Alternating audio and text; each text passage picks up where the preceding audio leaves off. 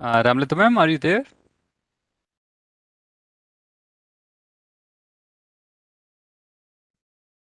Yes, I'm here. Oh, I'm not There we able. go. Yeah, now we can hear you, but we can't see you. Yeah, I'm There coming. we go. It took a lot of time to go in. I notified also twice. That's what I was struggling actually. Okay. There was some problem, I think. Okay. No worries, ma'am. But actually, the meeting time was mentioned as 8:30 a.m. in the invite. Probably that is the problem. No, I don't think so. Yeah. I saw that it was like when you open the WebEx, it says 8:30 a.m. to 9:30 a.m. So I was wondering because of that, probably I'm not able to get in. No, it's not like that. I have allowed it to unmute all the participants 15 minutes before itself. Okay. Yeah. Okay. Yeah, so we have already Antonio on the call, ma'am. Oh, great. Hi, everyone. There we go. Hi, Good to see you. Antonio. Good to see you. Very good to see you. How are you? We are doing good. Great. And how is the weather there? Now, today is sunny, but we had a very rainy week up to yesterday. Like, it's raining one week, like the same as the Oh last my year or God, so. I'm jealous of you. Right. But today is quite good. The spring seems to be arrived finally. It looks so blur because of the blur you have given. It looks so rainy. It looks so cool. Right, but this is this is the artifact, this WebEx artifact. It's quite sunny actually. Okay. How about there? Very hot. Ah, okay, I can imagine. Can imagine. I was in India 3 weeks ago. You really enjoyed that, but it Yeah, was a for very the short Region visit. 10 meeting. Yes, correct. I really enjoyed, but it was a very short meeting. I look forward to visiting again. And Hyderabad usually is the hottest, but at that time I don't think it was hot, right? It was warm, let's say. It was very nice, Wow. short sleeves and very nice, not too hot. I'm used to hot weather because it's also hot here in summer, so I can survive that. Very good. Good, good. So, was there any restrictions when you came into India or when you came Not back to many, Europe? no, not many. Actually, I had to fill a couple of forms. Actually, I had some paperwork I had to fill, declaring that I'm That's it? not, I have vaccination and everything. But other than that, no. I think they relaxed the restrictions 1 month ago or so. So I wasn't planning to go because I couldn't, there were a lot of restrictions that I couldn't meet. But they relaxed, and then I was able to finalize my travel arrangements at the last minute. So Ah, that's very good. And here is the same. Coming to Spain, you only need to show your vaccination certificate, and that's enough. that's it. Okay. Yeah. Okay. I also fill a couple of forms, but that's it. Good. I hope everything is coming back to normal. Yeah, hopefully. We are having Reunite meeting actually next week and in Poland, and there are no restrictions there. They lifted all the restrictions, no masks, nothing. Oh, I hope it will be for good.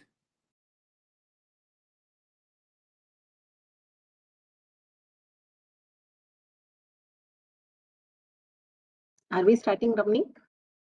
Yeah, I'm just taking permission from Antonio.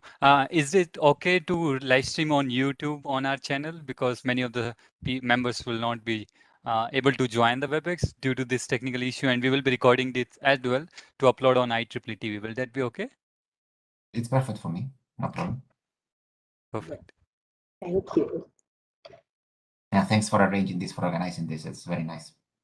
Thanks to you for joining us. It's really honorable. I would say it's really we are very grateful to have you today. Yeah, this is the first fireside chat we are having, and I'm so happy and I'm honored that you agreed to be the first guest for us. So I hope we'll have some more guests also in the coming months, and definitely, I'm happy to say that YESIST12 now has taken a different turn also with partnerships from the different sections from Region 10. And I'm so happy that you were the first one to come back with, yes, we will be partners for YESIST12. And so thank you, Region 8, and thank you, Antonio. Thank you for inviting me. I'm really excited that you are able to organize all this. Yeah. But I hope that you will be able to come for the finals, which is going to be held on 10th and 11th of September in Bangalore. Okay, 10, 11 September. I will take note Yeah, and then I'll send you let's all the say. details to you. Yes, please. So, and it's very easy. You directly land, and within 1 kilometer, you have the venue. Ah, wonderful. So it's that easy. Perfect. Ma'am, are we good Okay, to go? shall we start? Yeah. Okay. So let me share my screen. Krishma, can you verify if my audio, video, and screen is visible? Everything is okay? Yes. Perfect. Okay. So a very good morning, good afternoon, good evening, depending upon your time zone and the part of the world you have joined us today, because IEEE is all about diverse network, and we network and we learn. That's all what IEEE is all about. So today we are kickstarting with the first ever initiative under iEngage track, which is under IEEE YESIST12. We will be talking about that event as well as track in the upcoming slides. We are really grateful to have you all with your proactive participation. We will be looking forward. And we welcome our guest of honor, Antonio from Reason 8, as a director of Reason 8, to join us for the first time to kickstart this initiative. As well as we will be doing a lot of surprises are there along the way. So have some coffee, snacks, or something with you and enjoy the fireside chat, and feel free to explore about IEEE along the journey. With that, let's get started by knowing about IEEE, because there are around 60 to 70% of the audience today who are non-IEEE member, and it's great for us that we should let you know what IEEE is all about. So IEEE is a world's largest professional organization. What I seems like every time when I renew my membership like in December, every year. So I used to imagine like this is the big question everyone have. Like if I say some IEEE member is already there last year, they will ask me, why you want to join IEEE again? Why is it so much like kind of good enough to go ahead and contribute your time and energy? I would say it's all about three terms: participation, volunteering, and networking. And that's what I get from IEEE.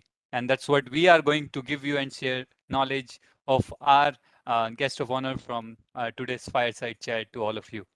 So talking about IEEE, the world map in IEEE is divided among 10 regions, region 1 to region 10, and every region as it's their own committee and as it's their own IEEE leader as a director. And we are grateful that today we are joined with the director of region 8, and we belong to region 10, where IEEE SS12 was initiated, Asia and Pacific region. And I'm excited to share this from the latest update from December 2021, that we have around 4,09,000 plus members, including student members, YP, life members, senior members, and other member grade across 160 plus countries. So that's a great chance for you to increase your diversity content. Moving ahead, so what is IEEE SS12 and who we are? IEEE SS12 is a world's, I would say, global competition, global project showcasing competition, where we invite all the undergrad, pre-university students, post-grad, research scholars, and YPs to join us in the semifinals as well as finals to showcase their projects depending upon the theme of sustainable development goals. That's what we invite. And IEEE SS12 is all about to unify social responsibility and ethics in young minds like you all through activities, and to encourage service-oriented engineering practice. And we more focus on social responsibility and project-based learning. That's what IEEE SS12 is all about. We pressurize on problem solving, presentation skills, connectivity, global exposure, and team working. So that's what we all give you along the way and the journey of IEEE SS12 till the finals of it. This year, we are excited to share that iEngage is the new track formed in 2022 for 2022 tenure in IEEE SS12. And myself, I'm sorry I forgot about to introduce myself. So my name is Ramnik and I'm the chair of iEngage track. And with the blessings and support of Ramlita ma'am and other advisors and leaders in IEEE SS12 team, we kickstarted this, and we motivate all the pre-university students, all the research scholars, undergrad, postgrad to join us. iEngage is a separate, unique track other than 5 tracks which we have under IEEE SS12. I will request Ramlata ma'am in the upcoming slides to address about IEEE YESIST12 in more details as well. So iEngage, we have objectives like bridging the gap between pre-university, university, and industry. So basically, iEngage stands for industry engagement. So we invite a lot of industries from across the globe to help you to know the academic based learning what you are doing in your school days or your college or university days, how it is different and how you can connect that particular connection between industry and academic based learning. That's what we more focus on iEngage. We bring opportunity for community building like what we have today. We have I would say 50-60 plus audience who have joined us from WebEx as well as from YouTube streaming online, and encouraging young mind to use academic based learning over to sustainable project based learning. Today I am for the fireside chat that we are beginning 1.0. I am really glad that we have our member from iEngage as the moderator, Grishma. Grishma is the automotive system application engineer from Infineon Technologies, Germany. With that, I would like to hand over the mic to Grishma for taking over. Grishma, over to you. Okay, so thank you, Ramnik, and thank you also because I joined IEEE on the recommendation also from Ramnik. So I think he's one of the reasons that I joined and I also participate. So yes, thank you for that, and it's a great opportunity that we can do fireside chat series today with Dr. Antonio. So I would just give a brief understanding. So this is like a monthly basis fireside chat to be conducted with different IEEE regional directors to understand how their journey has been both in IEEE and also their own journey like industry or academic. So by conducting this conversation, we can understand and learn from your experiences, basically. Yes. Okay. Can I change the slides by myself or? No, Grishma. Now, I guess like we would like to invite our guest of honor to inaugurate the new logo of iEngage. So, Yes. Antonio, I request you just to initiate, just to say next slide, and I will take it forward to the curtain opening. Okay, so let's go to next slide. There you go. So we are happy to share that we are releasing a new iEngage logo. And with that, it actually all stands for connecting the academic-based learning with the ideation and bringing it to the industry engagement. Grishma, over to you. Yes. So now I would like to welcome Dr. Ramlata ma'am, who's the general chair of YESIST12, to explain us more about the YESIST12 and enlighten us. Thank you, Grishma. And first of all, I would like to welcome Antonio thank you for accepting our invitation to be the first guest for the Fireside Chat series. And I would like to thank all my committee members also who have taken this effort in bringing the IEEE leaders for their experiences, and the sharing of the experiences is always a wonderful experience. Again, I would say the target audience that we are actually finding here might not be the ones that will be going towards the total engagement of the sustainable development of the world.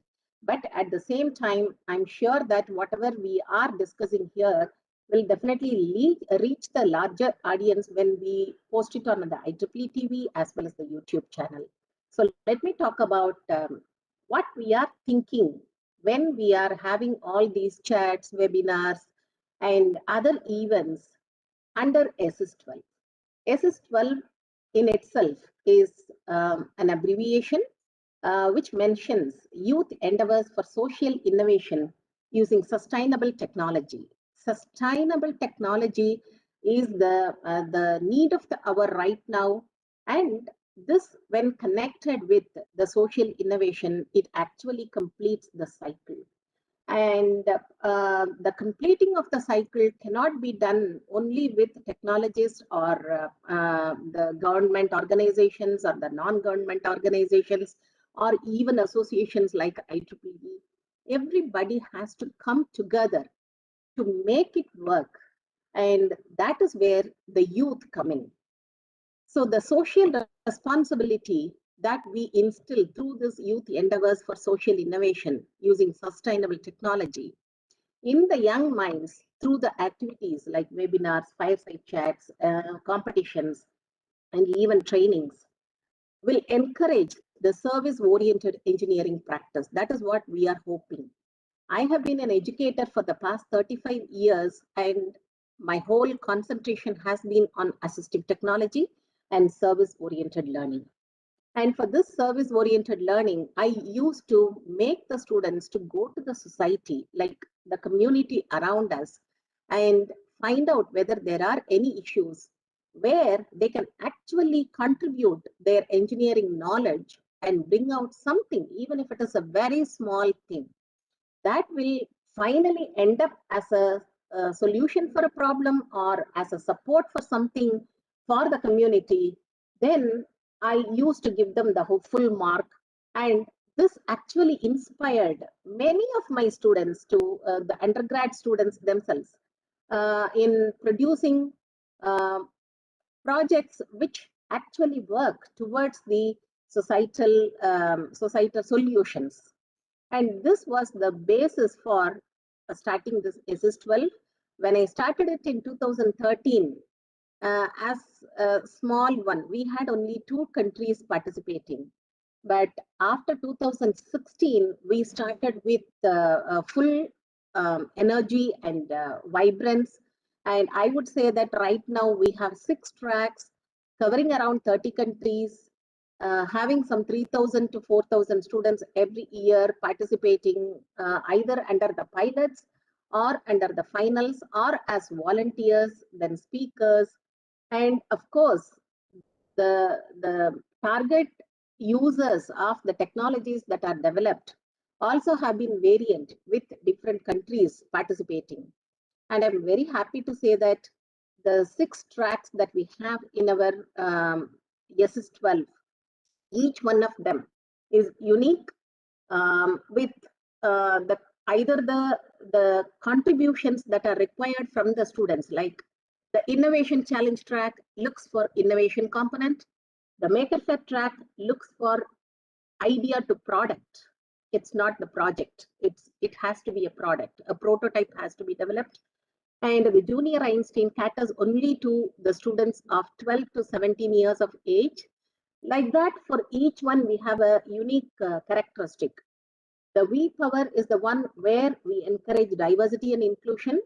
At least one member of the team has to be a different gender, which means that um, this has been going on under the Women in Engineering, of course, but V power actually encourages the women to go fully on the practice-based learning, which was actually lacking, I would say. And that decreased the interest of the women in engineering. But right now, with the V power, we are encouraging them to go on project-based learning. And this iEngage track, which we introduced this year, has been a unique one where we want to bring the industry standards for these students who are having pristine ideas and trying to develop something, but they don't have that kind of idea where the standards are to be instilled or whether whatever they are producing is of industry standard.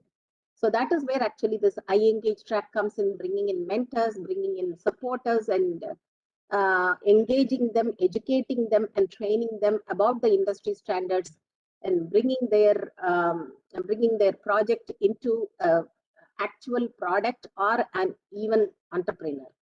And during the past 6 editions, we have seen that every year at least 3 or 4 entrepreneurs have been developed from the winners and participants of YESIST12.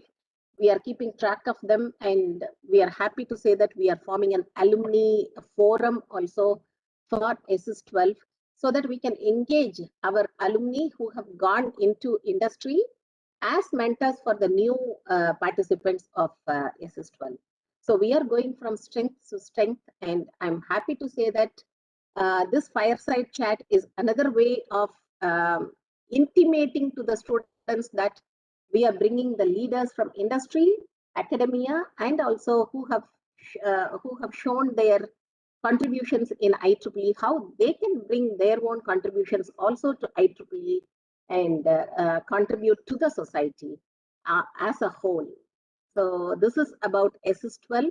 And again, thank you for coming forward to being a guest today and making this event a vibrant one. And thank you, Ramnik, for masterminding this fireside chat. Thank you, Deshma, and thank you, every one of the participants. Thank you so much.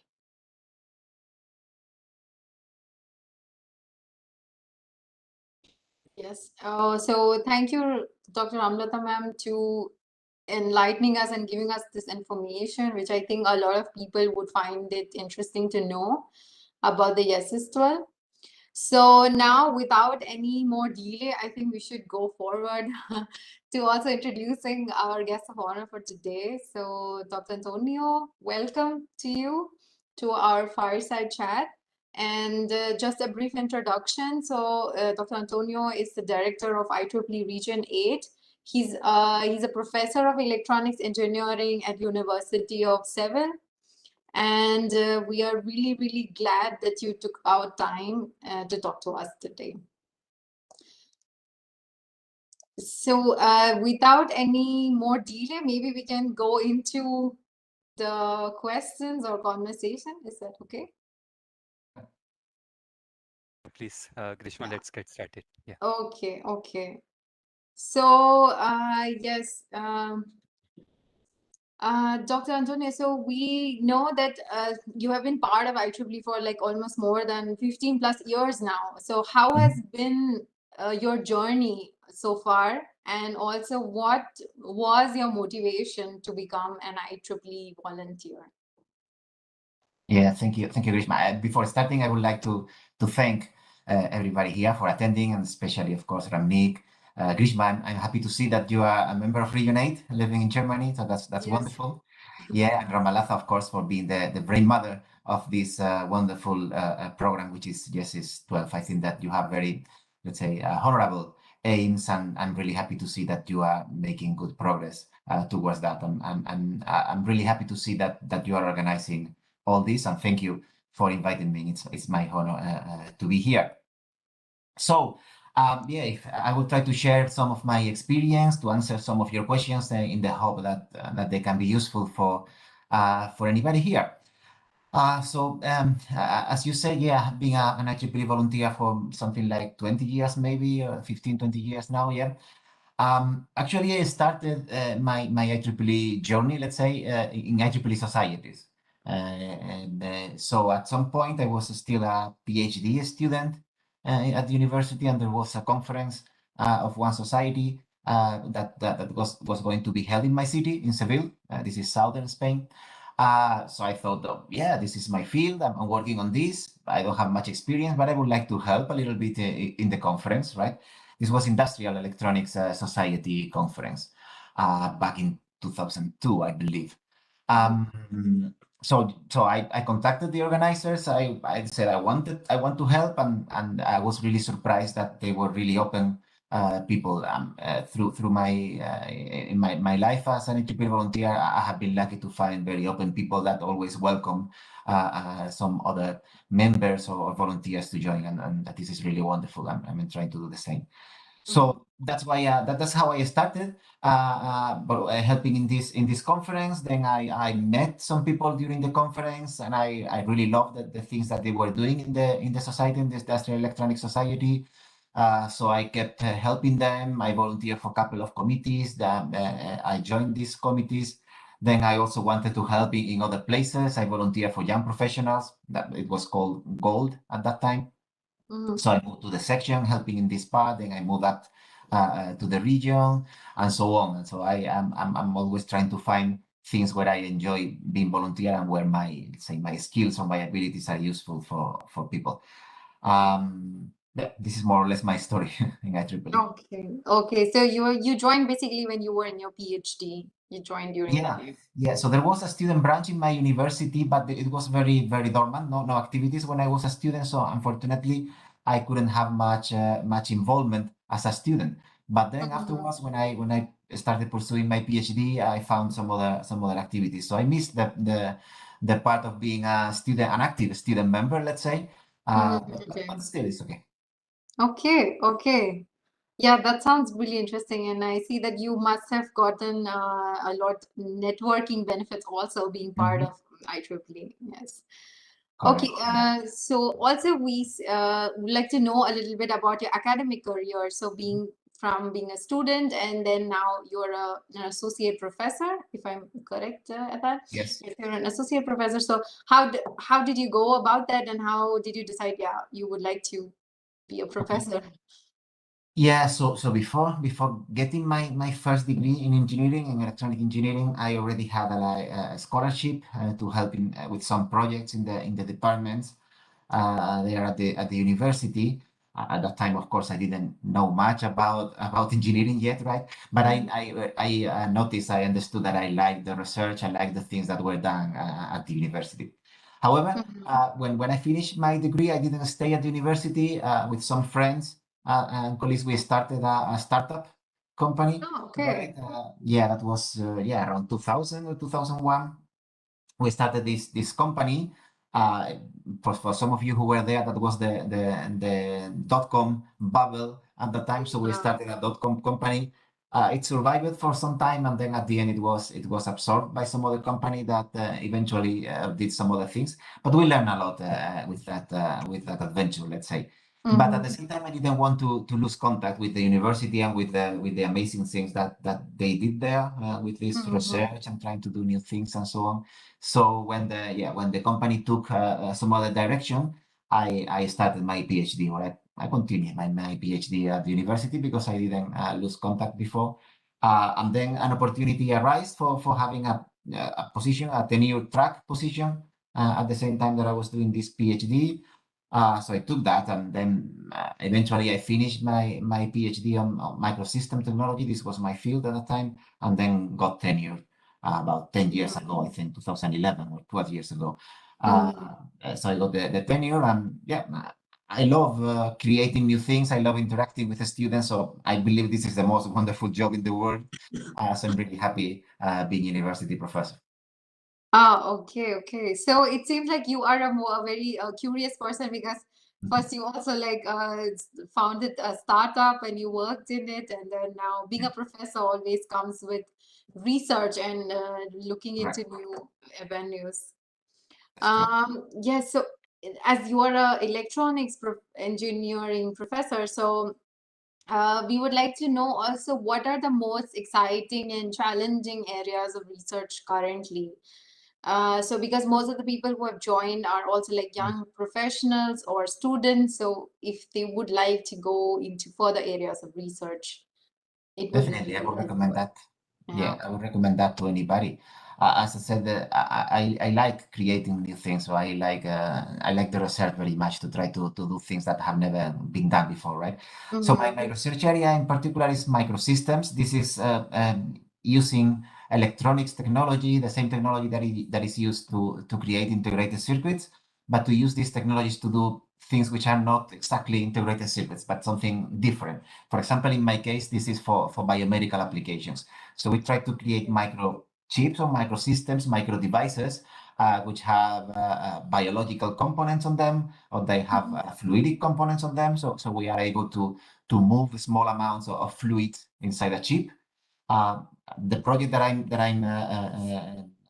taking care of now is on growing live cells there, live tissues there. So we Mm-hmm. are able to grow neurons, for example, or we are able to grow retins from the eye, from animals. So we are able to grow them, have them inside a platform where we can extract electronic signals. So we are able to connect some electrodes to these cells and extract some electronic signals. Then these signals are processed in an electronic system around, and then based on that, we create new signals that we input into the cell. So we have like a closed loop there, a closed circuit there.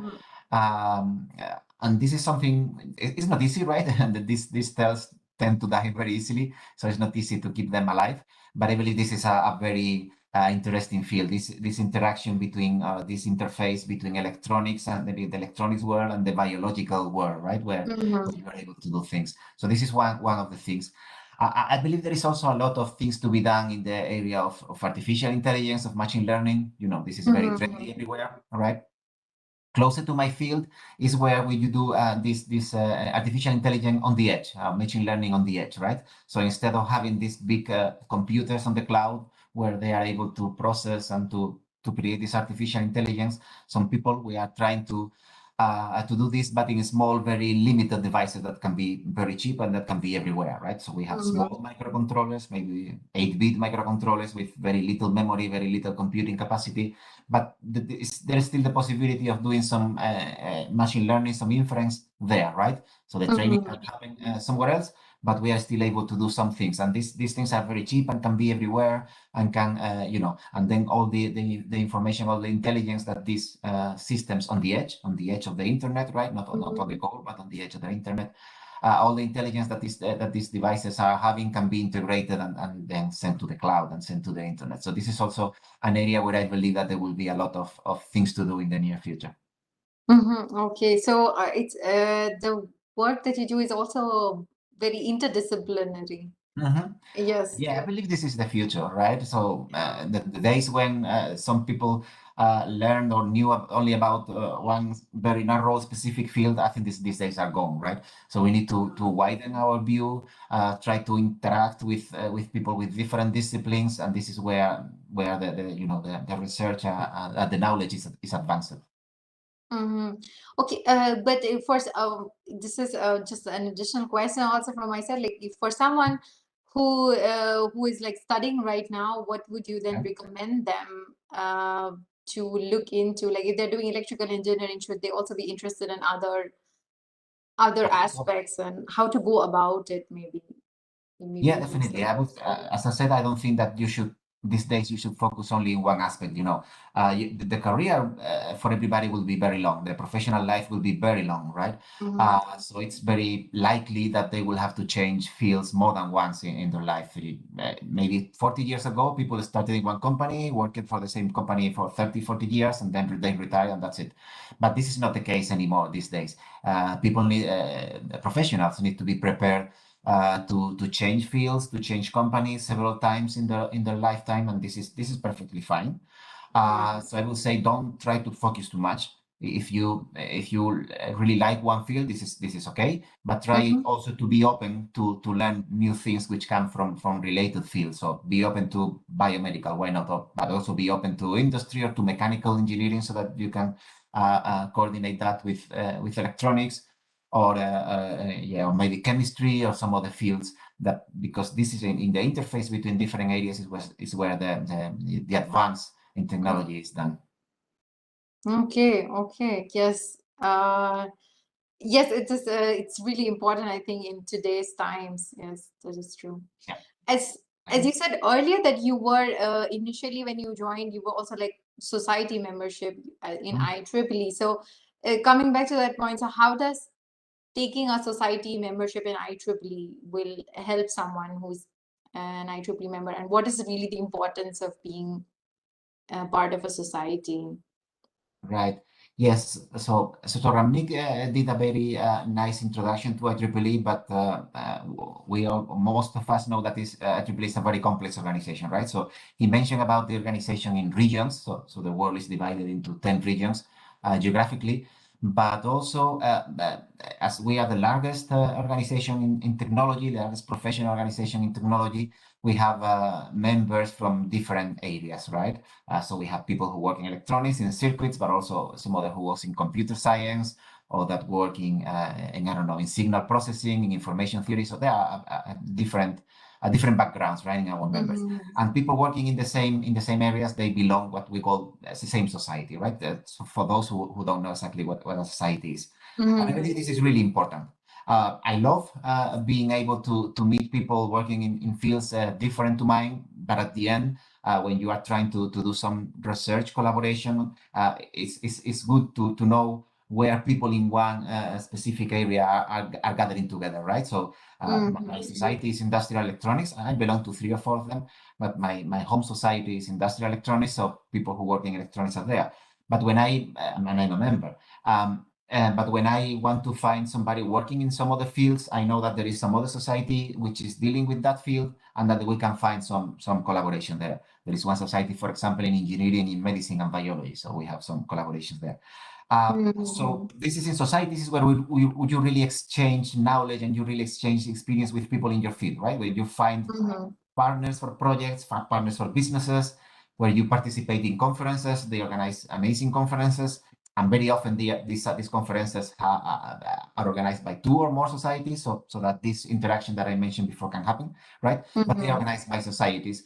They create this publication, they deliver courses and so on, where the technical knowledge belongs in IEEE is definitely in societies. So if you're an IEEE member and you are not a society member, I really believe you are missing half of the fun, half of the benefits of being a IEEE member. I will definitely recommend joining one or more societies, and you will find a lot of interesting things there. Okay, okay. Yeah, this is a very interesting perspective that you get if you want to collaborate with someone from different fields, then you can join that society and then you will definitely find someone there. Yeah, most societies are very open. They welcome anybody, even if you are not at the core. For example, there is one society, I don't know, in ocean observation, right? If you are in ocean engineering, there is one society for that.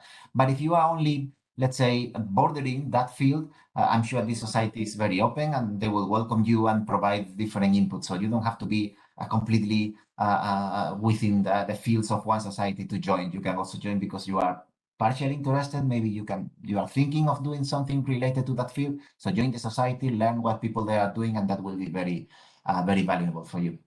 Okay, okay.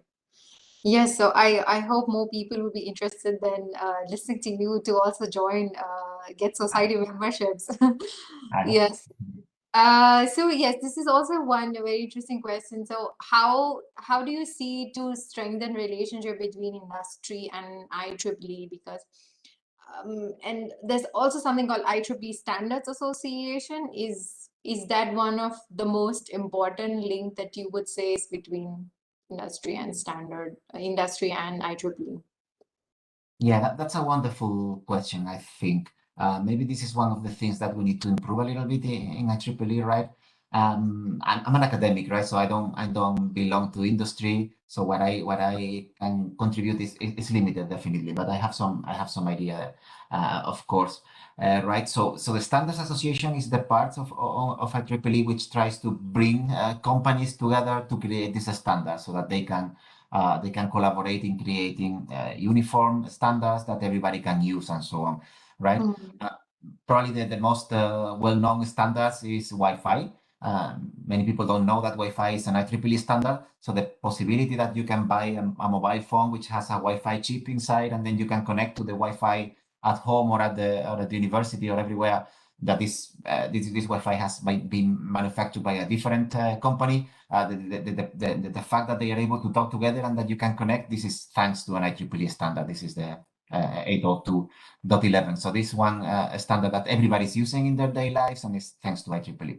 So Standards Association is definitely one of the ways that IEEE is close to industry, is working with industry, and we have more than 1,000 standards in all fields of industry. This is definitely one way, but I wouldn't say it's the only one. There is also a lot of collaboration in societies and also in sections. I'm sure that the Bangalore section, for example, has a lot of collaboration with companies there, because this is a technology hub, right?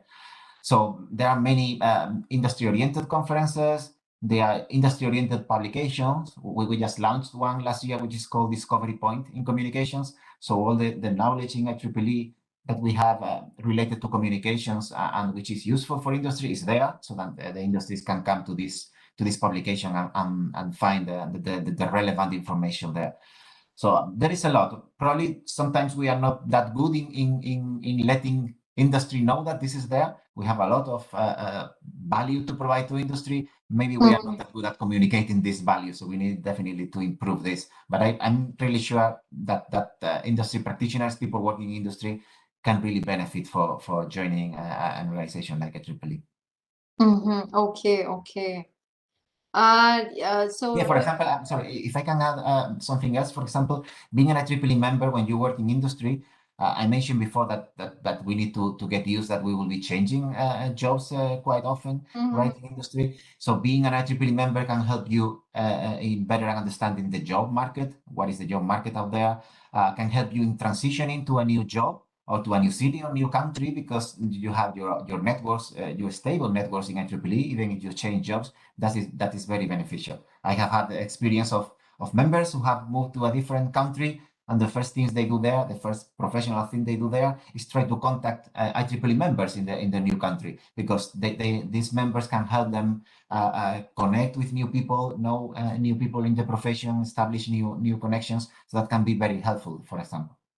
okay, that is something which is I did not know. So completely Okay. new information for me. Also, Ramnik, I want to know, do we still have more time to go one more question, or should I now ask the audience to have some questions? Or No, we have a couple of minutes. You can carry on. okay, okay. We started late, so we can take over. Yeah. Okay, okay. So, yeah, so one of the things that I think everybody also who's joined our panel today would like to know that if someone wants to follow like your kind of career path, so what would you advise them? And also, what has helped you become the director for Region 8 and also being like a tenured professor? So how did you manage all of these things together? Yes. Right. Yeah. Well, actually, I don't think that there is a conflict there, right? Being region director and professor at the same time. Of course, time is limited and it's difficult. But I don't think these two positions are in conflict. I believe that being a good professor, I try to be a good professor. I believe that being such a good professor implies giving back to society, right? It's in many ways. This is what we're supposed to do, right? Improving society, improving humanity by teaching a student, by giving back to the society. So I think that volunteering for IEEE is completely aligned with that. So I believe volunteering for IEEE and being a university professor are two things which are completely aligned. Of course, that takes time, and we need to, to schedule and think about that. But I think that definitely they match very well together. Mhm. If I would have to give advice to the students um, that are, maybe finishing their degrees and trying to start a professional career and so on, I will say to them, or I will tell them, try to think, let's say, don't rely on this is the way that things have been done forever in the past. This is very, very dangerous way of thinking, right? If you think this is the only way of doing one specific job or one specific task, don't do that. This is very dangerous, right? You always try to innovate, try to think on different ways, not just for changing, sometimes just for the sake of changing, but try to improve, try to do things better, right? Uh, Try to say all the time what you think. Don't think that people will understand you if you don't express, right? Mhm. There are many problems that they are at work that are simply because for misunderstandings, right? So try to express clearly if you have an opinion on one project, one engineering thing, you believe that things are not right and something is wrong. I just express it, voice that in loud, right? If you agree, also say it loudly. Sometimes having a good criticism, a compliment to anybody is also something very important. It's very important to criticize what is being done wrong, but it's also important to compliment things that are being done well, right? Try to be naive. Say what you think naively, and that will help a lot. Don't be afraid of mistakes, and this is the only way that we can learn, right? uh, Try to be a good let's say a good seller of yourself, but not too much. Yeah, Mhm. I believe there are people who do a lot of things and people who talk a lot about the things that they do. My advice will be try to be of the first ones, right? Try to do things Of course, it's important to promote yourself. It's important to be a good marketer, right? But I believe it's even more important to do things right, to do things in a good way, and to be productive, right? And to create new things. And at the end, the market will know. But if you do good things, at the end, people will know. And of course, um, yeah, don't pay too much attention to what I'm saying, right? It's much easier, or it's much better at the end. It's much better to learn by yourself. So take all these advices with a grain of salt. You will have your own way. You will learn by yourself. Think of what I said, but try to draw your own conclusions. I think that will be the best advice. Yes, that is really good advice. So at the end, like make your own mistakes and learn Mhm. from it. Correct. Yeah. You will do anyway, right? You will do your mistakes anyway. So don't be afraid of having these mistakes, of making these mistakes, because you will learn in your way. Yes, yes. Thank you. Thank you so much for that advice. There's just one question that came up to my mind from my side, because you said there's this link between industry and IEEE is still not that strong, because you said there are some things that are already done in IEEE, but industry might not even know about it. So what do you think can be done to bridge that gap? Also now, because you're also the director of Region 8, so I think you have more reach to Mhm. maybe change things. Um, Yeah. Yeah, we are trying to do that. So unfortunately, I don't have the final answer. I don't think yeah. that anybody has, right? So we are doing things, and I believe that we are improving, although there's still a long way to go, right? I believe Mhm. that we need to promote, yeah, what I said. Uh, there are many changes in your professional life, but I think it's good to have something which remains, which stays there, right, in your professional life. And if you are able to find a home for your profession, so you have a home for your family, if you are able to find a home for other big important part of your life, which is your profession, this is really good for you. And I believe that IEEE is the right place to call your professional home. And maybe you have heard this sentence before, right? Uh, because this is something that will stay there during your whole professional career. You can change jobs, you can change your field, you can be promoted. Maybe at some point you are doing some lab work, and then you are doing some management work, and so on. Mm, All these things can happen within IEEE, within the home that IEEE will provide to you. So I think that we as an organization, we as an IEEE, we need to make people understand that they need to have this professional home, that they need to have this a permanent place where to come back after all these changes in their careers, mhm, right? And that IEEE can provide this. They can be the place where they can find anything that they need when they start just as young professionals up to when they are about to retire, or when they are retired at the end of their professional life. mhm, Having this permanent place is something very beneficial. I think that everybody will be happy to have this, and IEEE can provide this professional mhm, home to them. mhm. Okay, okay. Yeah, this is such a beautiful statement that IEEE is your professional home. Yeah, It's a it's not very mine, so it's something that we are trying to, to encourage people to understand this year. It's the president, IEEE president, he's making a great effort on sending this message, and I believe it's a really powerful message. okay. Yes, thank you so much. I think from my side, all the basic questions I did Thank you. have put forward already, but now maybe I'll just go back with Romnik, how he wants to take things Yeah, forward. thanks, Grishma, for moderating the session. It's really great to have you as well. And Antonio, thanks for your wonderful, inspirational, I would say, insights, because this fireside chat was actually for engaging with the IEEE leaders and to get to know how we can actually create that direction. Because when I became a YP in 2019, I was having only one question: how I can take benefits from IEEE as a YP, what I can do next, what are the different pathways I can go with. So with that, we are opening the floor for all the audience here from the YouTube as well as from the WebEx. So we invite you all to open up your camera and join us one by one. So Smriti, over to you. Go ahead and initiate your first question. Yeah. Yeah, thank you so much. So, good evening to one and all.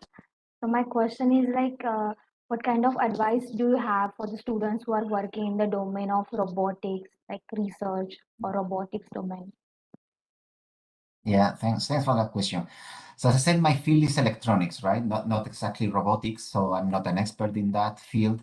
But what I heard from people working in that area, they say that they are, let's say, new fields that haven't been explored so far.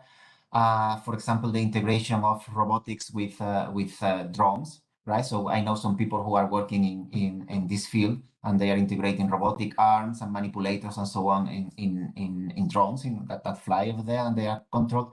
Also, some other people are working in robotics for underwater areas and so on. So I believe that the integration of this manipulation, this control of robotic things with machine learning, with the smart systems, I believe the future is there, right? So my advice will be, again, try not to focus only on robotics. Try to learn from other fields who are around, other applications that might be around, and try to gather knowledge to be applied to your own field, which is robotics, right? As I said, I'm not an expert, but I believe this will be the right approach in this field. Yeah, yes, definitely. Yeah, thank you so much. Perfect. Thanks, Smriti. And I guess this one was one question which I answered, and as well as Antonio, you can reflect on that. What are the different opportunity for funding for innovation and projects? You mean funding? Yeah, okay. So IEEE is not a funding organization, right? Our purpose, our mission is to advance technology, and we do it in different ways. But we typically don't directly fund projects or companies or startups or this type of things. We provide support, definitely. We provide the tools for our members and the society in general to advance technology. But we typically don't fund businesses as such, right? Or projects or research projects as such. We provide the support so that other organizations or agencies have this funding. Other than that, we provide some funding for humanitarian activities. We provide some funding for grassroots activities, for community activities that at the end benefit humanity or benefit specific communities. But it's not in our mission to directly fund this type of stuff. Perfect. Thank you so much. Thank you, sir. Thank you, sir. Thank you. Okay. Thank you. So we have a wonderful question from Ramlata ma'am. Ma'am, are you there? You can go ahead. Okay. Yeah. So, Antonio, thank you for that wonderful exchange. So, IEEE Region 8 is a very diverse region, just like Region 10, where we have different countries and different cultures. And at the same time, the technological development is also very rich in Europe, if not in the other countries. So Region 8 has a wonderful coming together focus. So are you facing the industry institute interaction challenge as we do here? Because we are finding it really challenging to bring the academic as well as the industry people together to work for further research. So what are the steps you take as a region director in maintaining this diversity and at the same time bringing them together in IEEE? Right. Yeah, this is a good question. Definitely, Region 8 has I believe this is one of our strengths as a region, this wonderful diversity that we have.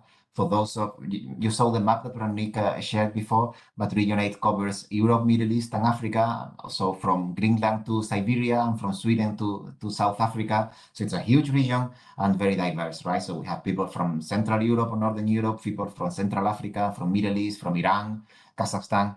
So it's really amazing region, and we are very proud of the diversity that we have. But at the same time, this is a challenge, of course, bringing together people with different backgrounds, and we cannot expect the same ideas, or they don't have the same expectations. An engineer with a career, I don't know, in Germany or Switzerland, that somebody with a career in Kenya or Kazakhstan, right? That they have different expectations from what IEEE can provide. And trying to deliver this to all of them at the same time is definitely challenging. So what we are trying to do, for example, we are trying to provide them with a platform we call the career platform, where they can share experiences, where they can meet together. We started this last year. That was one of my initiatives. We started this last year. At that time, everything was virtual, right? So this platform was like a web-based platform where they can exchange ideas about their profession, about the market, the job market, about the benefits that they have, and so on, and where the technology is going. So they are having this discussion, and this is one of the benefits that they have for being IEEE members.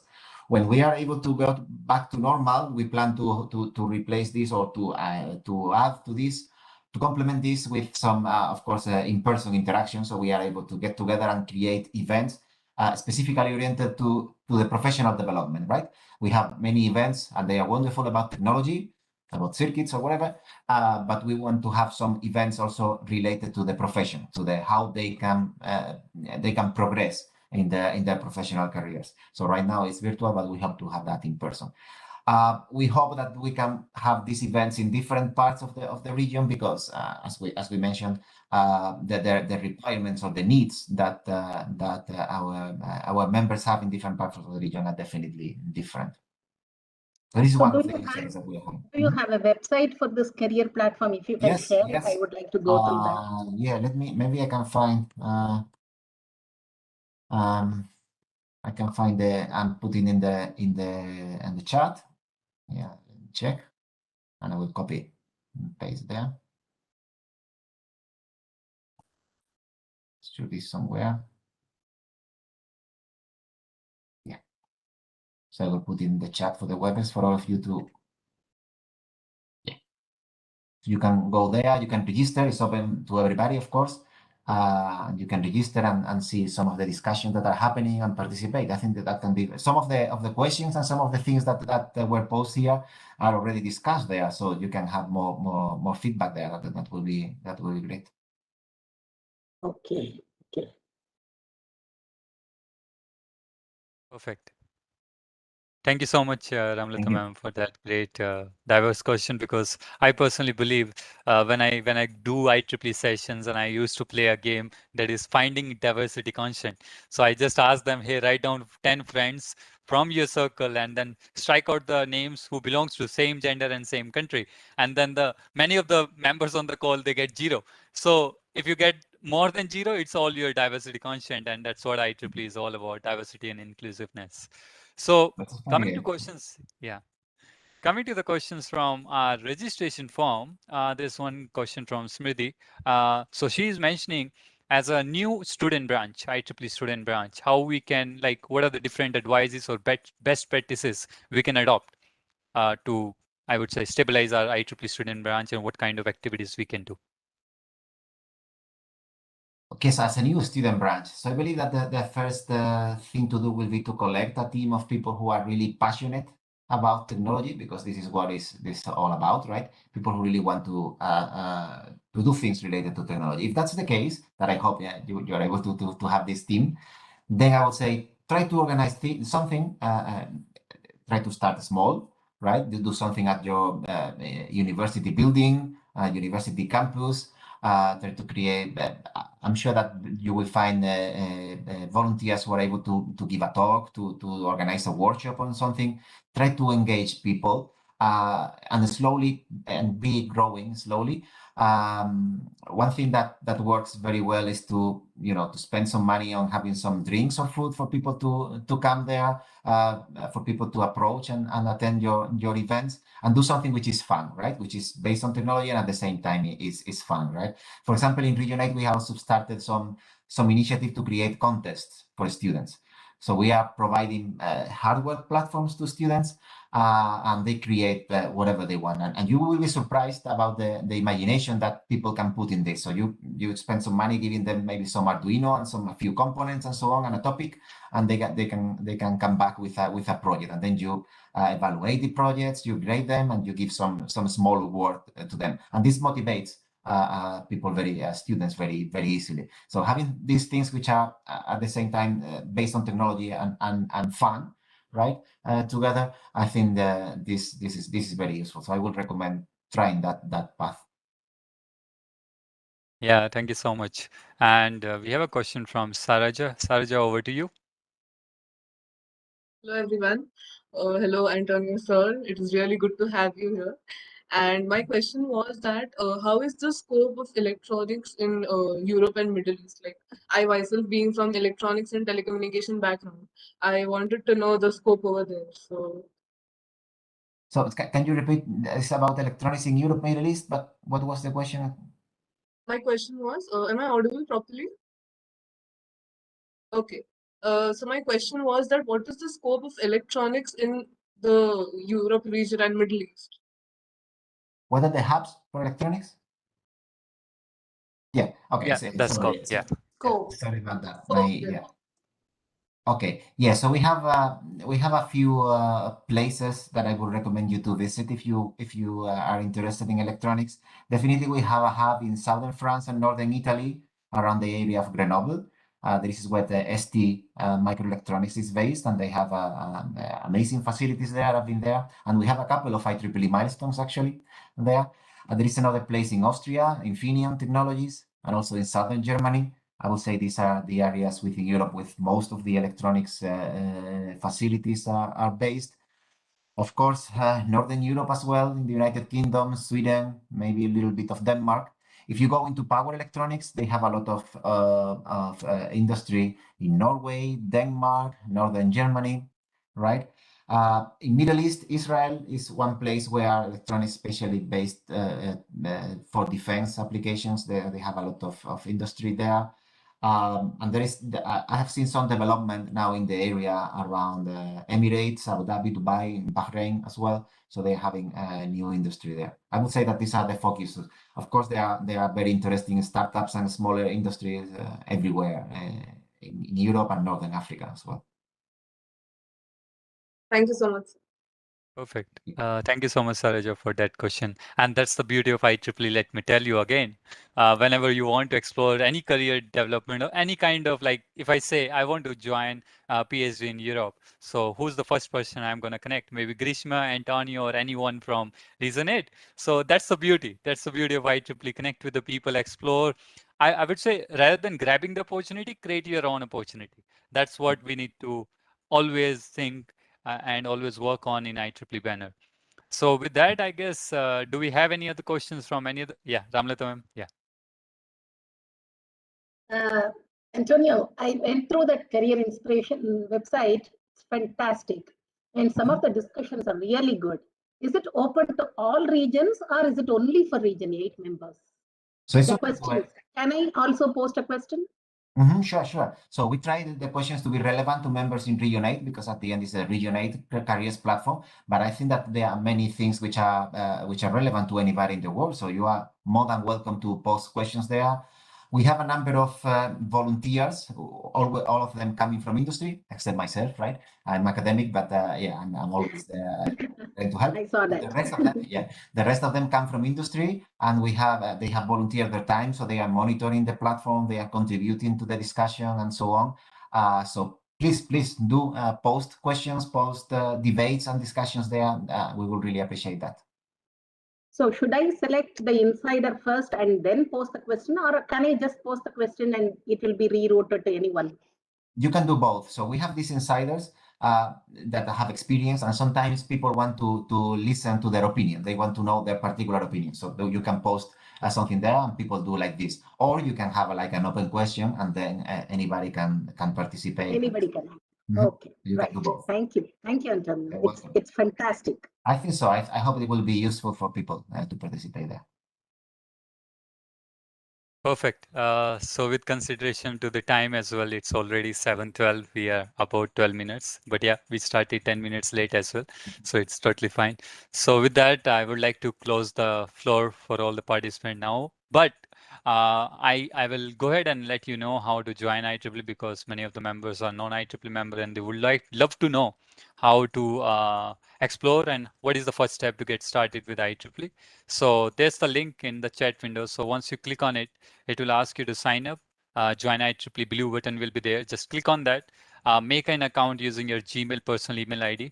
And then once it is done, it will ask you educational qualification and all other professional information. After that, it will ask you what kind of societies you want to become part of. So there are around 39 technical societies in IEEE.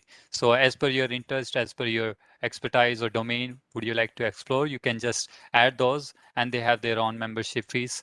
Specifically for due to COVID-19, IEEE has discounted 50% already onto the membership fees. It's around $13.50 for student members, and as far as I remember, it's around $85.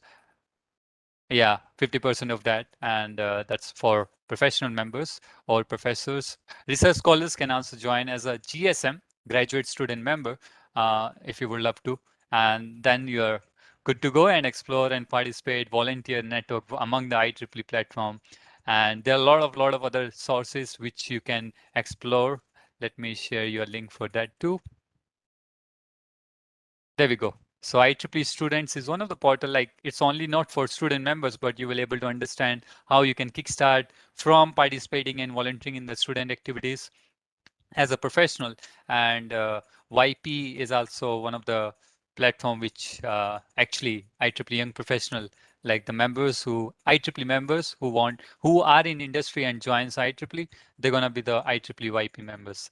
So with that, it's a great, I would say, inspirational and well spent, I would say, evening from India, as per your time, John, with your snacks and coffees. I hope you enjoyed that chat as well. So with that, I would like to invite Dr. Amlata ma'am. Yeah, there we go. So coffee chat. With that, I would like to invite Dr. Amlata ma'am for giving a virtual memento to our guest of honor. Yeah, yeah, I can see that. Yeah, IEEE one. Perfect. Oh, reason 8. That's great. Region Oh, 10. This is Region 10. oh, okay, okay. That's great. Perfect. So, Ramlata ma'am, over to you. I would like to thank Antonio for being here today, and I really have no words to explain how much of his discussion has been useful for people. And definitely, we will be getting the outcomes in the form of calls and chats for us, otherwise mails also. So thank you so much, Antonio, and kindly accept our humble presentation of the memento. Thank you very much. Perfect. Thank you. Yeah. Thank you so much, Ramlata ma'am and Antonio, for spending your time with us. It's a great learning. I guess many of the members have got what IEEE is all about and how they can get engaged in IEEE YESIST12 as well as a global project competition. When I joined in 2019, I was connected through the past secretary of IEEE YESIST12, Pooja Sharma. And I just called her, hey, Pooja, is there any global opportunity where I can volunteer? And she directly connected me with Ramlata ma'am, and there we go.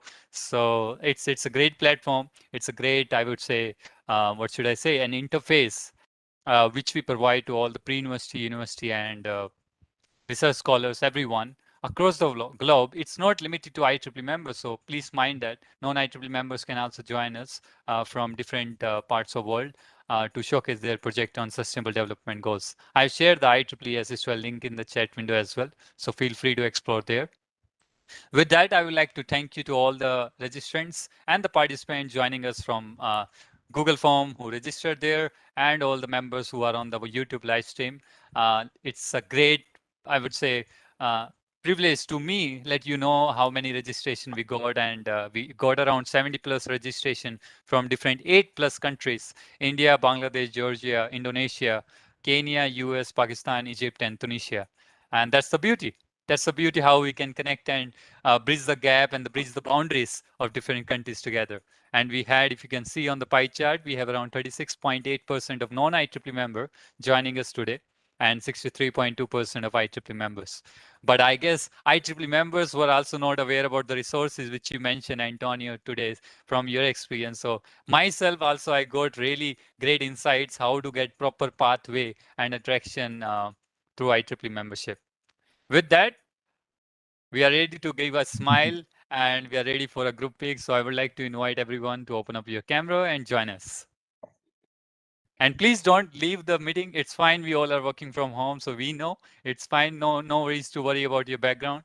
So please feel free to open up your camera so that we can capture this historical moment, and we will post. Yeah. I can see Smriti is there. Hi, Ruchali. Hi, Malvika. What about others? Akash, Chandrika, Gokul. Please, I'm not a professor. I am an industrialist, so please don't force me to roll out your names. Come on, let's see. So I am a professor. I can call out the names if you want. Perfect, ma'am. Come on, Vindhya, Vanshreep. Come on, guys. It's a great moment to share a frame with the director of IEEE Reason Yes, 8. we're all waiting for you. Come on, come on. Yes. Thank you, There you Vindhya. go. Okay. So let me quickly capture it. Maybe we can have a V or something. We are not running on elections, so we can say V is the victory of the session if you think so. And This yeah, also. W, yeah, W also works. W also works. I don't know how we can make Y for YESIST12, but W also you can work.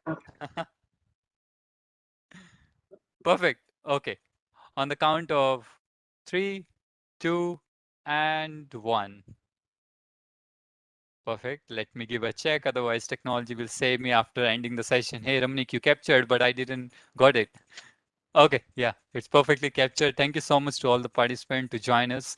And about the post-event updates, we will be sharing a wonderful handout template, a pamphlet where we will be including all the insights what you learned from today's chat onto your email ID right away. And if you are coming back to us by replying, sir, is there any certificate you can provide us? Sorry about that.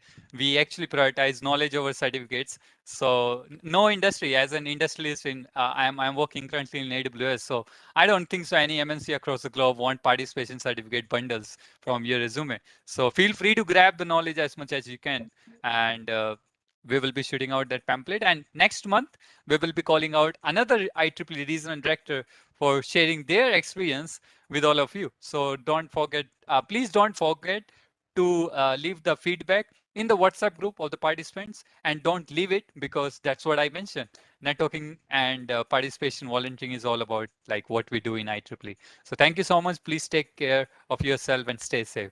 Bye-bye. You all. Bye. Have a nice day. Bye.